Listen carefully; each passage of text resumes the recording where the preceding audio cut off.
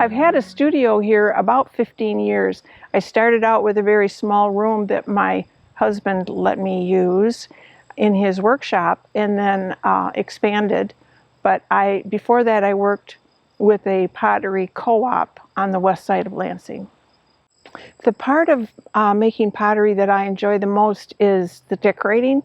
I like to throw a form and then alter it and decorate it. That's the part I like most. The thing I like, I guess, most to make is functional ware. That's what I usually do.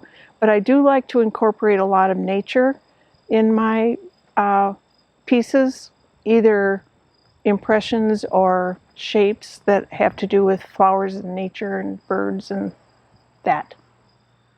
I like having other potters in my studio. I like sharing my space with them, and I just think it's a lot of fun to share the art of all the other potters.